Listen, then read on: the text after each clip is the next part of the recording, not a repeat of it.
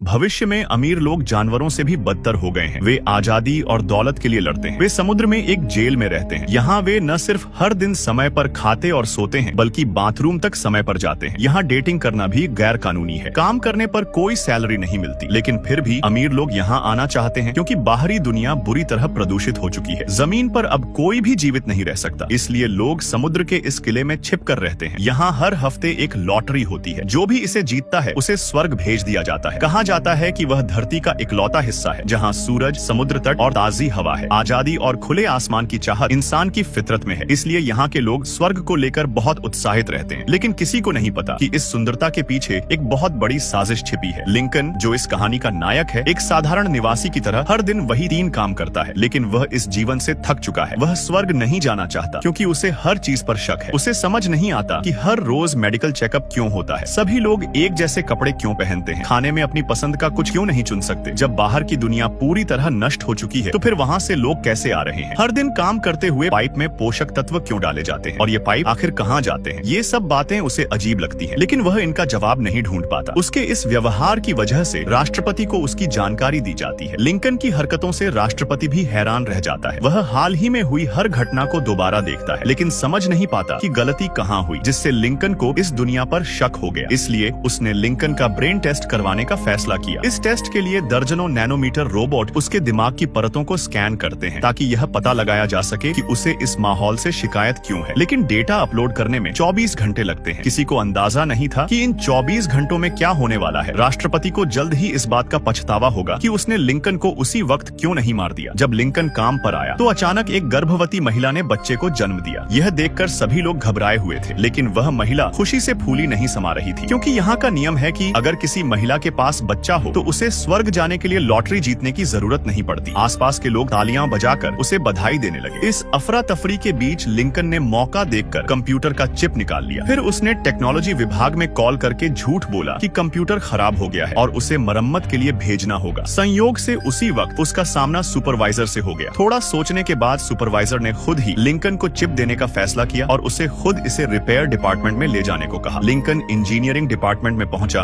और मरम्मत करने वाले से मिला। असल में जब भी लिंकन को बोरियत महसूस होती थी, वह झूठ बोलकर कहता था कि उसका कंप्यूटर खराब हो गया है, ताकि अपने दोस्त से मिलने जा सके, उसके साथ शराब पी सके और बातें कर सके। लेकिन इस बार लिंकन को हैरानी हुई। शराब जैसी चीज तो दुनिया खत्म होने के बाद यहाँ खत्म हो जानी चाहिए थी। फिर पुराने बाघ के पास शराब कहाँ से आई? जब लिंकन ने इस बारे में पूछा तो ओल्ड टाइगर को ये सवाल पसंद नहीं आया। वह चिढ़ गया और कहा कि उसने ये शराब दुनिया के अंत से पहले छुपा कर रखी थी। उसने लिंकन को चेतावनी दी कि ज्यादा सवाल करना उसके लिए खतरनाक हो सकता है। यह कहकर ओल्ड टाइगर वहाँ से चला गया और लिंकन को ढेर सारे सवालों में उलझा छोड़ गया। लेकिन जल्द ही लिंकन की ये उलझन और बढ़ गई, क्योंकि वापसी के रास्ते में उसे एक पतंगा मौत दिखा। यह देखकर वह दंग रह गया, क्योंकि यह प्रजाति तो पूरी तरह से खत्म हो चुकी थी। उसके दिमाग में सवाल उमड़ने लगे। लिंकन ने ओल्ड टाइगर का लकड़ी का बॉक्स उठाया, पतंगे को उसमें रख दिया और उसे अपने कमरे के फूलदान में ले जाकर रख दिया। फिर उसने इस खोज के बारे में अपने दोस्त केली को बताया। केली यह सुनकर बहुत उत्साहित हुआ, क्योंकि उसने पिछले 10 सालों में किसी और जीव को नहीं देखा था। लेकिन जहाँ केली इस खोज से खुश था, वहीं लिंकन परेशान था, क्योंकि सारी बातें इस ओर इशारा कर रही थी कि बाहर की दुनिया वैसी नहीं है जैसी उन्हें बताई गई थी। जरूर यहाँ कोई बड़ा राज छिपा हुआ है। लेकिन केली, जो थोड़ा ज्यादा संवेदनशील था, इससे सहमत नहीं था। इसके बजाय केली ने लिंकन को ही सबके लिए दोषी ठहरा दिया। यह कहकर वह पतंगे को देखने की तैयारी करने लगा, लेकिन उससे पहले उसे इस हफ्ते की लॉटरी का नतीजा देखना था। इस बार लॉटरी जीतने वाला कोई और नहीं बल्कि केली था। लिंकन के मन में एक साथ कई भावनाएं थीं। वह चिंतित भी था और दुखी भी। चिंता इस बात की थी कि स्वर्ग और धरती का सच शायद वह नहीं है जो बताया जा रहा है, और दुख इस बात का था कि अब पता नहीं वह फिर कब केली से मिल पाएगा। लेकिन फिलहाल वह सिर्फ मुस्कुराकर केली को उसका सपना पूरा करने की बधाई दे सकता था। लेकिन उसके दिल की चिंता इतनी आसानी से दूर नहीं हो सकती थी। स्क्रीन पर उड़ती हुई पतंगे को देखकर जो लगातार इधर उधर उछल रही थी, लिंकन की रातों की नींद उड़ गई। अचानक उसके दिमाग में एक साहसी विचार आया। उसने रात में, जब कोई नहीं था, दिन में मिले चाबी का इस्तेमाल करके चुपचाप उस जगह वापस जाने का फैसला किया जहाँ उसे वह पतंगा मिला था। लिंकन ने पतंगे को उड़ने दिया और फिर उसकी दिशा का पीछा किया, ताकि यह पता लगा सके कि वह आई कहाँ से थी। जब वह सुरंग के आखिर तक पहुंचा तो उसने अपने सिर के ऊपर का फर्श उठाया। यह देखकर वह चौंक गया, क्योंकि उसने ऐसा फर्श पहले कभी नहीं देखा था। सच जानने के लिए लिंकन चुपचाप ड्रेसिंग रूम में घुस गया। उसने अपनी सफेद वर्दी के ऊपर एक नीला कोट पहन लिया, ताकि पहचान में न आए। फिर उसने इधर उधर देखने की कोशिश की। वह उस डिलीवरी रूम में पहुंचा जहाँ पहले गर्भवती महिला ने बच्चे को जन्म दिया था। लिंकन को देखकर खुशी हुई कि महिला ने सुरक्षित बच्चे को जन्म दे दिया था और वह महिला भी इस बात से बेहद उत्साहित थी कि अब उसे स्वर्ग जाने का मौका मिल जाएगा। लेकिन कुछ ही देर बाद यह खुशी एक गंभीर चिंता में बदल गई। उन्होंने महिला के पैरों को कसकर बांध दिया। फिर एक डॉक्टर ने तेजी से महिला के शरीर में हवा भरनी शुरू कर दी। कुछ देर की तेज हलचल के बाद महिला ने स्वर्ग जाने की इच्छा जाहिर की। लिंकन यह देखकर दंग रह गया। वह अपनी आंखों पर यकीन नहीं कर पा रहा था। वह तो सपने में भी नहीं सोच सकता था कि धरती पर आखिरी कदम उठाने का मतलब सिर्फ धूल में मिल जाना था। उसी समय पिछले लॉटरी विजेता का सिर भी खून से लथपथ था, जो ऑपरेशन रूम से भागने की कोशिश कर रहा था। उसका वजन सैकड़ों किलो था, लेकिन उसकी हालत बुरी तरह बिगड़ चुकी थी। वह एक डरे हुए 5 साल के बच्चे की तरह था, बस किसी तरह यहाँ से भाग निकलना चाहता था। लेकिन अंत में गार्ड ने उसे गोली मार दी। फिर उसकी लाश को घसीटकर वापस ऑपरेशन रूम में ले जाया गया। लिंकन, जो एक कोने में छिपा हुआ था, डर के मारे बाहर निकलने की हिम्मत तक नहीं कर पा रहा था। लेकिन फिर भी एक गार्ड ने उसकी हरकतों को अजीब समझ लिया। लेकिन सौभाग्य से गार्ड ने लिंकन की पहचान नहीं की। उसे लगा कि लिंकन पहला कर्मचारी है जिसने ऐसी भयानक घटना देखी है। उसने लिंकन को सांत्वना दी और कहा, डरो मत। लिंकन किस्मत से बच गया। इसके बाद उसने देर न करते हुए तेजी से वापस फर्श की ओर दौड़ लगा दी। उसे जल्द से जल्द यह खबर केली को बतानी थी। उधर राष्ट्रपति को जब ऑपरेशन में हुई इस गड़बड़ी की खबर मिली तो उसने निगरानी वीडियो देखना शुरू किया। वीडियो में उसने लिंकन की कलाई पर एक ब्रेसलेट देखा। उसे तुरंत समझ आ गया कि कोई यहाँ से भाग निकला है। वह स्तब्ध रह गया। उसने अपने सभी लोगों को आदेश दिया कि किसी भी कीमत पर लिंकन को पकड़ो। इसी बीच लिंकन केली के कमरे में पहुंचा। कुछ कहे बिना उसने केली का हाथ पकड़ा और उसे बाहर खींच कर ले गया। जब वे सुरक्षित जगह पहुंचे तब लिंकन ने केली को सारी बातें बता दी जो उसने देखी और सुनी थी। लेकिन केली को यकीन नहीं हुआ। आखिर उसने 20 साल से ज्यादा इंतजार किया था ताकि लॉटरी जीतकर स्वर्ग जा सके। वह भला कैसे लिंकन की कुछ बातों पर अपना सपना छोड़ सकता था। लिंकन ने अब और समझाने की कोशिश नहीं की। उसने सीधे केली को खींचकर मशीन रूम में ले गया ताकि दोनों वहां से भाग सकें। इसी दौरान गार्ड्स ने निगरानी कैमरे में दोनों को देख लिया और उन्हें पकड़ने के लिए बंदूकें निकाल ली। केली को भी अब भागना ही पड़ा। उसके पास अब लिंकन का पीछा करने के अलावा कोई चारा नहीं था। इसके बाद जब वे दोनों एक वेंटिलेशन पाइप से गुजर रहे थे तभी अचानक उनका पैर फिसला और वे नीचे गिर गए। वे अनजाने में एक गुप्त लैब में जा गिरे और वहां उन्होंने भूमिगत किले का सबसे भयावह रूप देखा। सैकड़ों वयस्क लैब के बीच में पंक्तियों में खड़े थे। हर किसी के सामने एक स्क्रीन थी जिसमें विभिन्न आपदाओं और जीवन की घटनाओं को दिखाया जा रहा था। साथ ही स्वर्ग जाने की उनकी लालसा को भी दिखाया जा रहा था। लेकिन लिंकन और केली समझ नहीं पाए कि वहाँ क्या हो रहा था। उनके पास इस पर ध्यान देने का समय नहीं था। वे सिर्फ इस मौके का फायदा उठाकर बिस्तरों के पीछे छिपकर वहाँ से भाग निकले और सुरंग के अंत में बने एलिवेटर के जरिए वहाँ से बाहर निकलने में सफल हुए। किसी तरह लिंकन और केली अपने पीछा करने वालों के चंगुल से बचकर भाग निकले। लेकिन क्या वे वाकई बच पाए? दोनों व्यक्ति एलिवेटर से एक स्टील ब्रिज पर आ पहुंचे। स्वर्ग द्वीप किले से कुछ ही दूरी पर समुद्र के बीच में स्थित था। जब दोनों उस डेटा वॉल से गुजरे तो उन्हें पता चला कि यह वास्तव में एक भूमिगत किला था। खिड़कियों से जो स्वर्ग द्वीप दिखाई दे रहा था वह सिर्फ एक वर्चुअल प्रोजेक्शन था। लेकिन उनके पास इस पर विचार करने का समय नहीं था। उनका असली मकसद था जितनी जल्दी हो सके यहाँ से भाग निकलना। सैकड़ों मीटर लंबी सुरंग पार करने के बाद आखिरकार दोनों ने वह सूरज देखा जिसे उन्होंने बहुत समय से नहीं देखा था और वुइन की विशाल पश्चिमी वीरान भूमि उनके सामने थी। लेकिन असली परीक्षा अब शुरू होने वाली थी, क्योंकि दोनों के पास ना तो सामाजिक अनुभव था और ना ही जीवित रहने का कोई तरीका। वे बिना सोचे समझे जंगलों और सड़कों पर भटकते रहे जब तक कि अचानक लिंकन को सड़क के किनारे 43 नंबर का सड़क चिन्ह नहीं मिला। उसे याद आया कि लाओ हू पुराने बाग का लकड़ी का बॉक्स रूट 43 पर स्थित एक बार से था। लिंकन को लगा कि शायद वह लाओ हू को वहां ढूंढ सकेगा और उससे मदद मिल सकती है। इसीलिए उसने केली को रास्ते में जल्दी बुलाया। इसी दौरान राष्ट्रपति ने भी एक ग्रुप भाड़े के सैनिकों को उन दोनों का पीछा करने के लिए भेज दिया। आधे घंटे बाद लिंकन और केली ने वही बार खोज लिया जहां लाओ हू का बॉक्स मिला था। शराब की दुकान में पूछताछ करने के बाद उन्हें नानटू में हैप्पी मैगजीन पढ़ते हुए लाओ हू मिल गया। सालों की धोखाधड़ी ने लिंकन के अंदर का गुस्सा बढ़ा दिया। वह सीधे लाओ हू को पकड़कर दीवार से सटा देता है और पूछता है, तुमने मुझे सच क्यों नहीं बताया? लेकिन लाओ हू को पता था कि यह बात करने की सही जगह नहीं है। अगर कंपनी के लोग उन्हें देख लेते तो वे सभी मारे जाते। इसलिए वह दोनों को चुपचाप अपने घर ले गया और कंपनी का राज बताया। सच्चाई यह थी कि लिंकन और अन्य लोग सिर्फ अमीर लोगों के लिए बनाए गए क्लोन थे। जब अमीर लोगों को कोई अंग चाहिए होता था या शरीर की मरम्मत की जरूरत होती थी तो कंपनी लॉटरी के बहाने क्लोन का चयन करती थी और उन्हें स्वर्ग द्वीप भेजकर मार दिया जाता था। केली यह सुनकर अंदर से टूट गई। उसे अच्छे से याद था कि उसके माता पिता और बचपन की यादें थीं। लेकिन लाओ हू ने बताया कि वो सब सिर्फ तुम्हें जबरदस्ती यहाँ बनाए रखने के लिए यादें दी गई थी। कुल 12 वर्जन बनाए गए थे। हर किसी की यादें एक जैसी थीं, बस उनमें कुछ मामूली अंतर थे। इसलिए भले ही वे बड़े हो गए लगते थे लेकिन असलियत में उनकी उम्र सिर्फ 2 या 3 साल थी। केली यह सुनकर हिल गई। उसे लगा कि अमीर लोग कितने निर्दयी थे। वे नहीं जानते थे कि वे सिर्फ जेली से भरे एक थैले में उबले हुए सब्जियों की तरह थे और राष्ट्रपति ने क्लोन लोगों को भूमिगत छिपा कर रखा था ताकि अमीर लोग इस सच्चाई को जान न सके। केली इस बात को लेकर बहुत उलझन में थी थी कि राष्ट्रपति यह सब कुछ क्यों छिपा रहा है, लेकिन लाओ हू ने समझाया कि सिर्फ इसीलिए कि लोग बर्गर खाना चाहते हैं, इसका मतलब यह नहीं कि वे उस गाय से मिलना चाहते हैं जिसका मांस वे खा रहे हैं। क्लोन लोग अवैध थे और उनके असली रूप कुछ मशहूर व्यवसायी थे। अगर यह खबर लीक हो जाती तो उन व्यवसायियों की साख खतरे में पड़ जाती और राष्ट्रपति की हालत भी खराब हो जाती। लिंकन ने यह सब सुनने के बाद तुरंत फैसला कर लिया कि वह अपने असली स्वरूप एंटिटी को ढूंढेगा और उसकी मदद से इस भूमिगत किले के घोटाले को उजागर करेगा। लेकिन लाओ हू ने दोनों को इस विचार को छोड़ने की सलाह दी, क्योंकि अमीर लोग क्लोन लोगों की मौत की परवाह नहीं करते। लेकिन लिंकन अपनी जिद पर अड़ा रहा। आखिरकार लाओ हू के पास कोई और विकल्प नहीं बचा और उसने उनकी मदद करने का फैसला किया। अब तो लाओ हू भी लिंकन के साथ इस खेल में फंस चुका था। इसके बाद लाओ हू ने ऑनलाइन उन शहरों को ढूंढा जहां लिंकन और केली की असली एंटिटी मौजूद थी। फिर वह उन्हें स्टेशन छोड़ने के लिए गाड़ी लेकर चल पड़ा। रास्ते में लाओ हू ने लिंकन और केली को एक क्रेडिट कार्ड और कुछ नकदी दी और पैसे के इस्तेमाल के तरीके समझाए। लेकिन सबसे जरूरी बात जो उसने लिंकन को याद दिलाई वह यह थी, मुझे पता है कि तुम्हारे लिए यह इंसानी दुनिया का अनुभव नया है, लेकिन एक बात हमेशा याद रखना, कभी भी किसी औरत को अपना क्रेडिट कार्ड मत देना। लेकिन उसी दौरान जब लिंकन बाथरूम में था और उसने वहाँ एक रोबोट का शरीर ठिकाने लगाया, तभी उसे यह जानकर झटका लगा कि क्रू ने सिग्नल स्रोत का पता लगा लिया है और उन्हें पता चल गया है कि वे लोग स्टेशन पर हैं। लेकिन लिंकन, केली और लाओ हू इस बात से पूरी तरह अनजान थे। उन्हें तब तक कोई खबर नहीं हुई जब तक लाओ हू ने दोनों के लिए एक नक्शा खरीदते वक्त एक परिचित चेहरा नहीं देख लिया। कातिल ने देखा कि मामला हाथ से निकल रहा है तो उसने लाओ हू को गोली मारने का फैसला कर लिया। लिंकन ने खतरा भांप लिया और तेजी से केली को स्टेशन से बाहर खींच लिया। फिर वह एक बड़े गोदाम के चक्कर काटकर तेज रफ्तार ट्रेन के रवाना होने से ठीक पहले केली के साथ ट्रेन में चढ़ गया और दोनों लॉस एंजल्स के लिए निकल पड़े। लेकिन इसी दौरान जब भाड़े के सैनिकों ने लाओ हू की गाड़ी की तलाशी ली तो उन्हें उसके बटुए में एक क्रेडिट कार्ड गायब मिला। अब सोचने की जरूरत ही नहीं थी, ये जरूर लिंकन ने लिया होगा। अब उन्हें बस क्रेडिट कार्ड की अगली ट्रांजैक्शन को ट्रैक करना था जिससे दोनों का ठिकाना मिल सकता था। उधर लिंकन और केली भीड़ भाड़ वाले लॉस एंजल्स में पहुंचे। उनके सामने सब कुछ अजनबी और अनोखा लग रहा था। वे दोनों बिना किसी दिशा के पागल मक्खी की तरह इधर उधर भागते रहे। तभी केली ने अचानक सड़क किनारे एक पोस्टर पर अपनी तस्वीर देखी और पहली बार अपने असली शरीर को देखा। यह सब देखकर केली को ऐसा लगा जैसे वह किसी सपने में हो। लेकिन सौभाग्य से लिंकन को याद था कि वे यहाँ किस उद्देश्य से आए थे। उसने केली को हकीकत में वापस खींचा और वे दोनों इंफॉर्मेशन सेंटर गए ताकि दोनों के असली शरीर का पता लगाया जा सके। लेकिन जब लिंकन ने अपने असली शरीर का पता लगाने की कोशिश की तो उसका नाम इंफॉर्मेशन सेंटर में रजिस्टर्ड नहीं मिला। इसलिए उन्होंने पहले केली के असली शरीर को संपर्क करने की कोशिश की, लेकिन फोन उठाने वाला कोई और नहीं बल्कि उसका बेटा था। पता चला कि केली का असली शरीर अब अस्पताल में आईसीयू में था। वह इतनी बीमार थी कि बोल भी नहीं पा रही थी। हैरानी की बात यह थी कि उस लड़के ने केली को अपनी माँ समझ लिया। लेकिन इससे पहले कि केली कोई जवाब दे पाती, मर्सेनरी का कप्तान अपने आदमियों को लेकर वहाँ पहुँच गया। लिंकन और केली जल्दी से वहाँ से भाग निकले, लेकिन तभी पुलिस ने उन्हें घेर लिया। असल में स्टेशन पर लाओ हू को गोली मारने के बाद पुलिस को शक हो गया था कि यह कोई लूटपाट का मामला है। वे भी क्रेडिट कार्ड की गतिविधि को ट्रैक कर रहे थे। अब लिंकन और केली पुलिस की नजर में सबसे बड़े अपराधी बन चुके थे। कप्तान के पास कार्रवाई रोकने के अलावा कोई और विकल्प नहीं था। राष्ट्रपति को जब इस खबर का पता चला तो वह बेचैनी से गर्म तवे पर रखी चींटी की तरह घबराने लगा, क्योंकि कोलोन लोग अवैध थे और उनकी कोई पहचान नहीं थी। अगर उन्हें गिरफ्तार कर लिया जाता तो ग्राहकों को इस सच्चाई का पता लग जाता और कंपनी की साख खतरे में पड़ जाती। इसलिए राष्ट्रपति ने कप्तान को आदेश दिया कि किसी भी कीमत पर लिंकन और केली को वापस लाया जाए। उधर जब पुलिस लिंकन से पूछताछ कर रही थी तो अचानक कंसंट्रेशन कैंप से सूचना मिली कि कई लोगों की जान जा चुकी है। पुलिस ने लिंकन का नाम पुकारा और जब फाइल खंगाली तो उन्हें लिंकन का पता मिल गया। अब अगला कदम यह सोचना था कि कैसे बचकर भागा जाए, लेकिन उन्होंने यह नहीं सोचा था कि उन्हें मदद उनके अपने ही पीछा करने वालों से मिलेगी।